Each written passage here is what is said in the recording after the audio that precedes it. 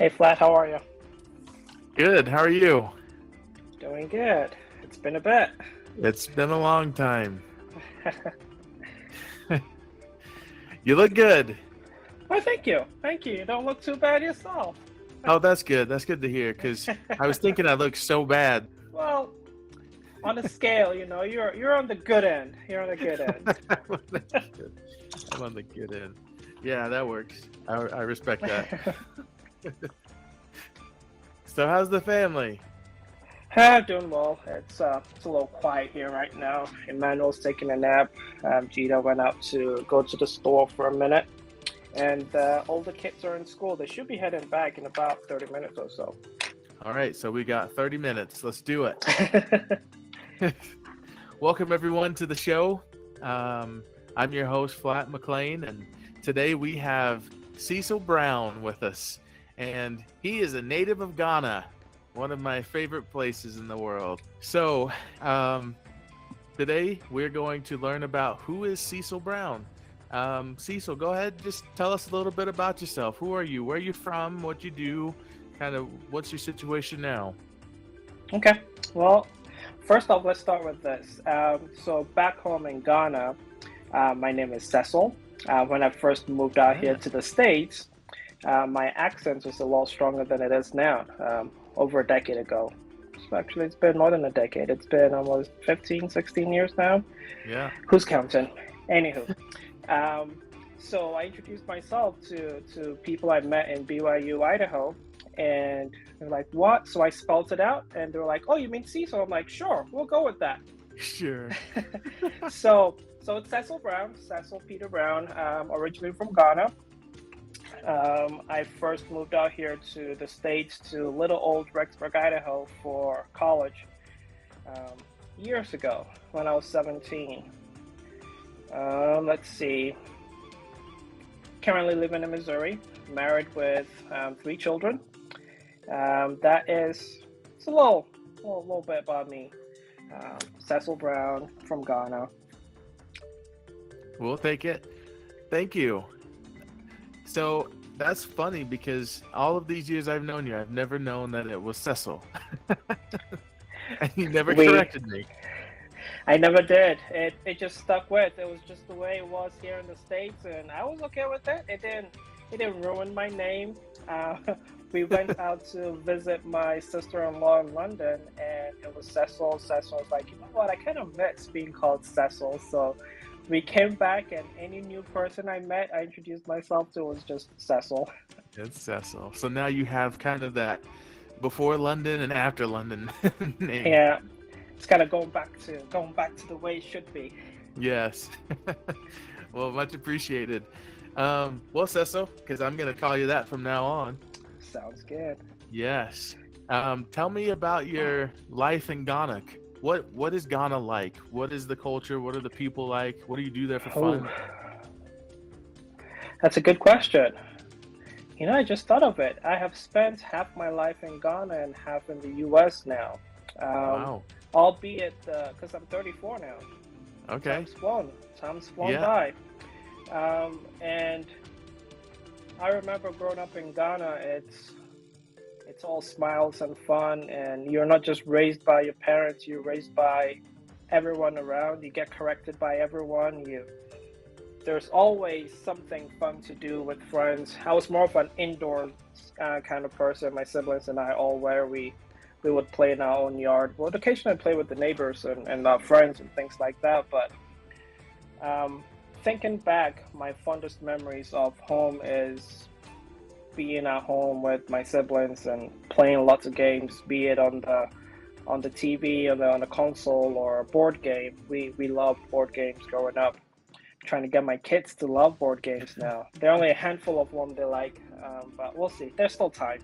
There's still time. But it's my fondest memories have always been those times at home with my siblings, especially, and because we're all close in age, my brothers and I, very close in age. So we did most everything together. We learned to swim together. We learned to play sports together. We were in school most of the time together. So my fondest memories growing up at home is, spending time with family. It was hot, but it wasn't that hot.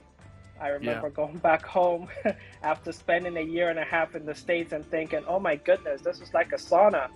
And but then it's like the body just gets used to wherever you're at. So um, growing up from home, going back from Ghana, I lived in a town called Accra for most of my life. It's in the Greater Accra region, as it's called, the capital of Ghana now. Um, but my parents are originally from Cape Coast in the Central region. Okay. Um, and for about 2 years, 2.5 years, my dad, due to his work in the bank, we moved out to the Western region called Takoradi. Lived there, made some really good friends. Um, so Ghana has 10 regions, the southern part, the northern part, um, and never been to any other regions but these three. So the Wow. Greater Accra region, the Central region, and the Western region. But fun memories growing up there. The official language in Ghana is English, um, Okay. but I grew up speaking English at home most of the time. But my dialect is Fanti, spelled Fante. So Fanti is, and it's the language spoken in these two of the three places I lived in. Um, but yeah, that's a little bit about Ghana and what I remember. I still remember quite a bit, but that's a little snippet of that. You're almost Americanized now. I know it's half the time, half of my adult life has been here, and my childhood half was back home. But Hmm. I still incorporate a lot of the things that I learned. I still cook food the same way. Well, my wife does most of the cooking now because it's a blend of our cultures, if you would. So Sure. Okay, that's beautiful. So you probably recognize this above my I head. do. It's an Tell us what adinkra. that is. That is an what we call a adinkra symbol or adinkra, however you want to say it. But that one specifically, it's been a while. I don't remember what that one specifically means, but it's one of those symbols. Um, It's the well, Jinyami. Jinyame, okay, or Jinyame, like yeah, learned something new on the flatline today. Well, I guess remembered something old. Yep. It's been a while since I thought of those. So this is my favorite one. This is my favorite symbol. Do you want to tell the audience what it means, Jinyami? So Flat is saying it with an accent. I So am. it's It's American. You're welcome. all right. So well, I guess you can say Jin Yame or Yame is God. J is give. Put together or directly translated, give to God. But then in this sense, is you taking God upon yourself. So you're taking God to be um, your rock, your support, your foundation, and it actually speaks a lot to who Ghanaians are. We're very religious. So Jinyame is essentially saying take God unto yourself, so to speak. Yeah. Loosely translated. Loosely translated, and that's why it makes it my favorite, because the Ghanaian people were so beautiful and so wonderful when I got there and met them, and it was just such a wonderful thing. And that was one of the first symbols that I was introduced to, and it just has stuck with me, and I've loved it ever since. And that's kind of, it's like my symbol in life. It just, take God to me and have him be my foundation. It's a good one. It's a very good one. Thanks. Glad that I can remind you of your heritage. Guess what I'm going to be doing when I'm done with this? Oh yeah, Looking up doing a some research. Couple more symbols, a couple more. You're welcome. So Cecil and I, we actually have an interesting relationship and kind of connection of how we met. You probably have a good version of your side, but I'd like to share my version first. All right, go ahead. Is that ahead. okay? Yeah, that's okay. So I served a mission for the Church of Jesus Christ of Latter-day Saints in Ghana, and there's an MTC in Ghana, and when I went there, you're assigned to a companion, and my companion that I was assigned to was Elder Percy Brown. which I didn't find out until later is your younger brother. That is correct. And so we spent 2 weeks together, 2.5 weeks together in the MTC. He told me that his family was in a town called Latabiakorshi. I'm probably butchering it now, but that's all right. So eventually I got assigned to that area and I found his family. And interesting, his other brother became our we worked really well with him. He was a leader in one of the branches there, or in the wards there. And so I got to know his family, his mom, his dad, and his siblings. And then when I came home from my mission 2 years later, I came back to BYU Idaho in Rexburg. And interesting, I had my first commencement for school, and the student body president at the time was a Sylvester Brown. And so I said, would that be related? Is that a thing? And then I found out on campus that there was this club, this African club that I wanted to get involved with. It was called AHA. What did AHA stand for? The African Heritage Association, the AHA Nights. Yes, AHA Nights. And I went to those because I was invited to it. And guess who the president of the time of that association was? You were. So I met you. And then that's kind of how we got associated. And then you worked at the library, and I worked at the library, and we just became really, really close and really good friends, and have known each other for, a while now. It has been a while. It's been a while. Over a decade. It's been over a decade. Wow. Yeah. Isn't that impressive? So that was my perspective and introduction to Cecil. And so, do you have kind of your version of how we became close friends? I think what sealed the deal was the fact that, just learning that you had spent the better part of your mission with members of my family back in Ghana, and knowing that your roommates or these MTC companions with Percy. He came back and I was like, oh yeah, have you met Flatt? He's like, yeah, he was my companion. I was like, oh, we work together now. And it just snowballed from there. And it just so happened, look at us now, over a decade, and just picking it right up. Just picking it right back up. That's beautiful. Isn't that just amazing how connections work like that? It is. So, I love that. With what you've done in your life and kind of where you are right now, would you consider yourself successful? I think I'm currently successful, yes. Is there room for improvement? Is there room for growth? Definitely. But at this time, am I content, and do I consider myself successful? Absolutely. Absolutely. That's beautiful. Thank you. Tell us just a little bit about some of the experiences you've had, two in particular, a reward and a challenge. Now, tell us about a challenge, the most challenging experience, or just something that's kind of in that category of the most challenging experience you've had. Why was it that way? What was the outcome? And if you're still kind of going through it, kind of tell us how did it make you feel, and what happened? So one of my dreams of coming out to the United States to pursue an education is to become a physician. I started out at BYU Idaho, did my undergrad. I did my pre-med. I got accepted into a medical school in the Caribbean. So I went to the American University of the Caribbean School of Medicine in St. Martin in the Netherlands Antilles.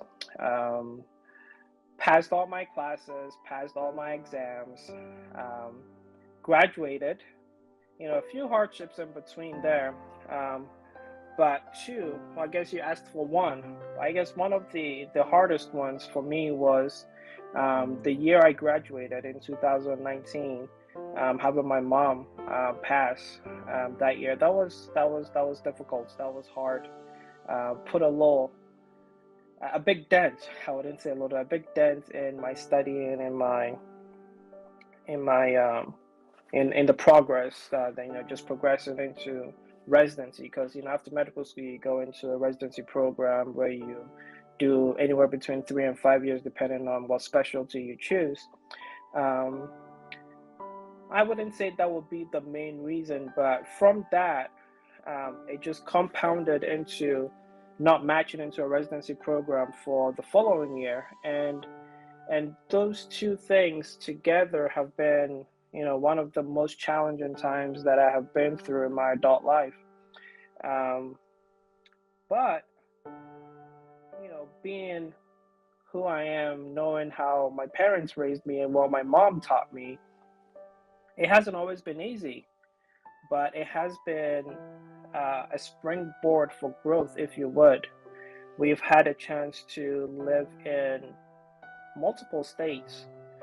We've had a chance to learn from and to grow. Looking at it from a glass half full perspective, being optimistic in the experiences. I wouldn't lie and say in the moment it felt like it, but I have seen over the course of the past few months to a year and a half how that has helped my family grow, our trust in the Lord grow, deepen our whom we rely on, and testimony, and in the joy of waiting on the timing of the Lord. It is exciting and wonderful to say, and easy, I would say, to say that we should trust in the Lord and wait on the Lord. But I can tell you, when you're going through your difficulties and the hard times, that those become secondary till you make the choice to make them a primary focus.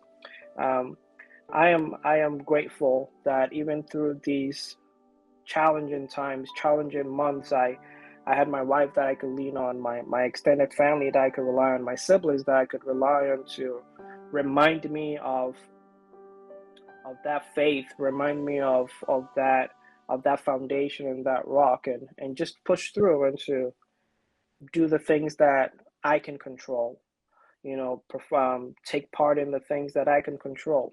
Because out of that hardship, something even wonderful came out.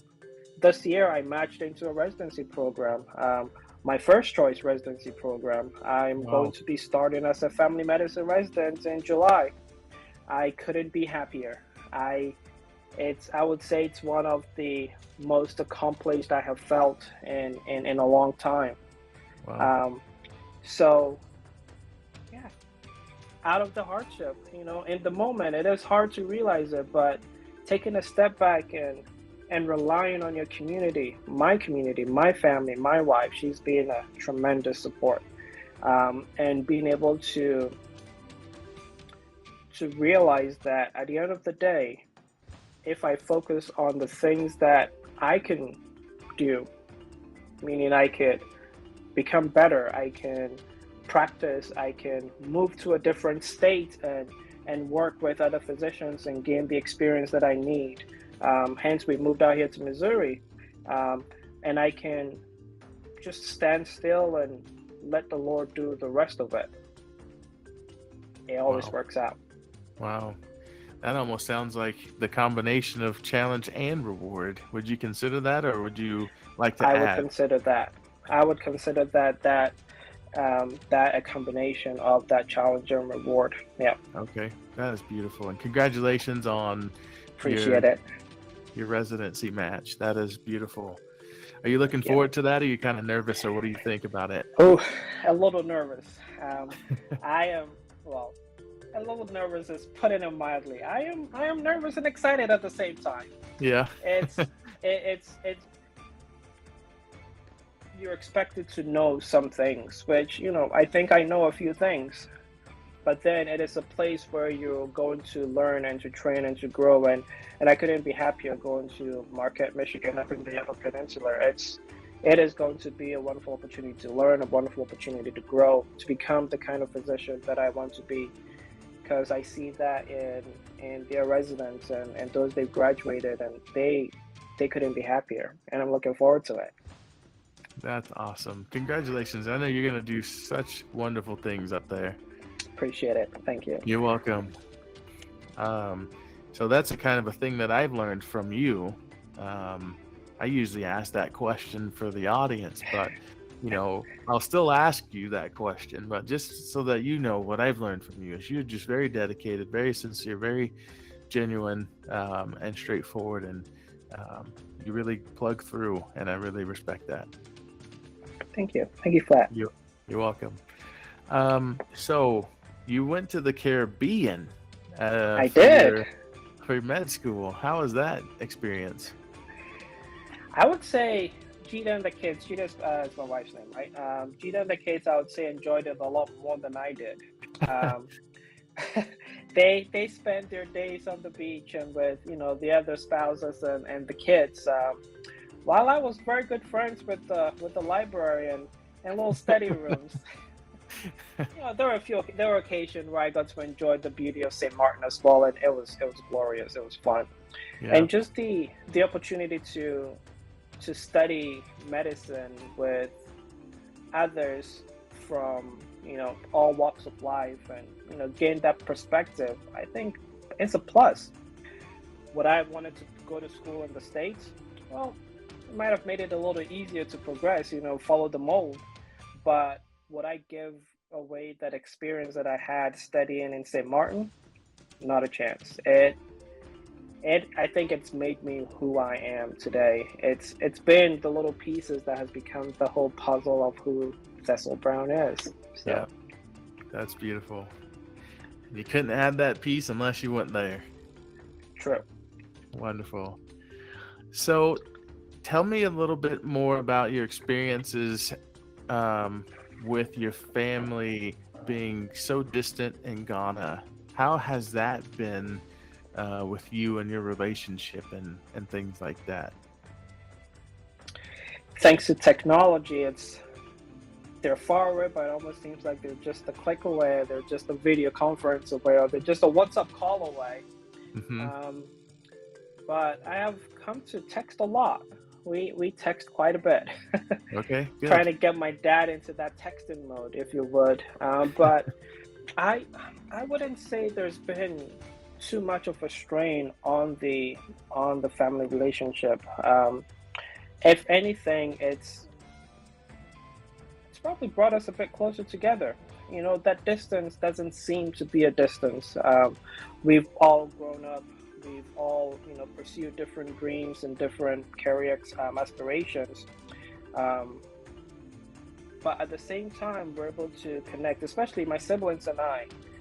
We have a WhatsApp group where we share jokes and make fun of each other and, just be us. And it's almost as if we're in the same place. And that has been fun. We're all in different time zones. So you wake up in the middle of the night, or you wake up in the morning and you see a text message that came through at night, and something hilarious or a video that was posted, and you start off your day like that, and it doesn't get any better than that. That's wonderful. So, but in thinking of that, right now, Percy's in Utah, Leslie's in Utah. Celeste actually went back home to Ghana with his family, Wow. And he's working out there. So we're still in 2 different continents. Well, actually 3 now. Because Sylvia, my little sister, is in China pursuing a PhD degree right now. So we're on 3 different continents. Wow. Being us. Wow. This is neat to hear, even just for me, because I haven't had much exposure to a lot of your family members since I was around them and with them. So this is good to almost catch up on. Yeah. Well, I don't want to take much more of your time. There are a lot more questions that I have and that I'm sure everyone has for you. But 2 that I'll ask you just in closing. What would you consider lessons you've learned about yourself, and what would you hope the audience learns from you or about you? Lessons and things I have learned about myself. I think one of the things I have learned is I'm a bit more resilient than I give myself credit for in the beginning. In thinking back to some of the challenges that I have gone through, I feel that I have come to learn about myself, that I am able to, with the support of family, friends, and of course my Heavenly Father, push through, do the things that I'm able to control, if you would. I'm able to get up in the morning, I'm able to put one foot in front of the other. I'm able to identify what I can do to improve myself and go for it. Learn from those who I feel know a little bit better than I do, and just to become better myself. If there was anything I would have the audience learn from me or about me and my experience, it would be that I know that my Redeemer lives. I know that because He is my foundation, because He is the rock upon which my family is built, I'm able to weather the storm, whatever challenges might come my way, because I never do it alone. I'm never doing it by myself. I know that so long as I strive to be the best that I can be, I can always have faith and trust that He will open the doors and the windows if opportunity arises for me to become, for me to blossom, for me to just be who I was meant to be. And that is something that is very dear to my heart and my family, that no matter how difficult the road might be, if we remember that we're never walking it alone, like it would be hard, but it won't be as hard as it could have been. And that's something I would like to leave with the audience. Thank you. That's valuable, and it's power, because you can feel that, and very genuine, very sincere, and I really appreciate your time and visiting with me and with us today. So thank you for that. Well, thank you for having me. Thank you for having me. Of course. So anyone, if you have any questions for Cecil Brown, please leave your comments, and maybe we can get Cecil back onto the show to answer some of those, maybe just like a Q&A session or something like that. Would you be willing to do something like that if they... I'd love to. Okay. I'd love to. This is interesting, exciting. Yeah, we'll just kind of see how it goes, and we'll just roll from here. Sounds good. Well, thank you everyone for joining us for the show.